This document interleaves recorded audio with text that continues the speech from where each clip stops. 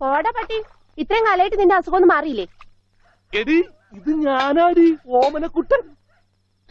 അയ്യോ, നിങ്ങളായിരുന്നോ? നീ ഒന്നിങ്ങോട്ട് വന്നേ, വരുമ്പോ ഒരു മുണ്ടും എടുത്തോ. ഈ മനുഷ്യന്റെ ഒരു കാര്യം.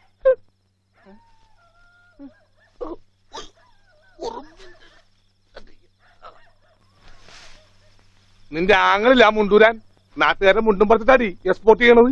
അതെ, അവന് തലയ്ക്ക് നല്ല സുഖമില്ലാന്ന് അച്ഛനമ്മയും പറയണ കേട്ടു. എന്തപ്പ ഉണ്ടായേ? അവൻ എന്നെ കൊണ്ട് ഒരു മൊട്ടക്കുന്നിന്റെ മോളിൽ കയറി അവർ ചെന്നപ്പോ എന്റെ മുണ്ടും പറിച്ച് ഒറ്റോട്ടം. ഞാനാണെങ്കിൽ അടിയിൽ ഒന്നും ഇട്ടിട്ടുണ്ടായില്ല.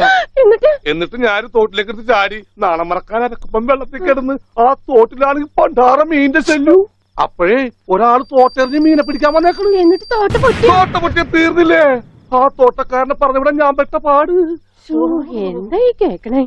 അതെ, ഞാൻ ആദ്യം വനജയെന്ന് വിളിച്ചപ്പോ നീ ആരാണെന്നാ വിചാരിച്ചത്? അത് ഞാൻ വിചാരിച്ചത് പട്ടിയാണെന്നാ. പട്ടിയൊക്കെ നിന്നെ വനജയെന്നാ വിളിക്കാറ്? ചില പട്ടികളൊക്കെ എന്നെ അങ്ങനെയാ വിളിക്കാം. ഓഹോ, ആ ഉണ്ണി വലിച്ചെറിഞ്ഞ ചോറ. ആഹാ, ഞാൻ വിചാരിച്ചെന്റെ തലച്ചോറ് പുറത്തേക്ക് ഒന്നാണെന്ന്.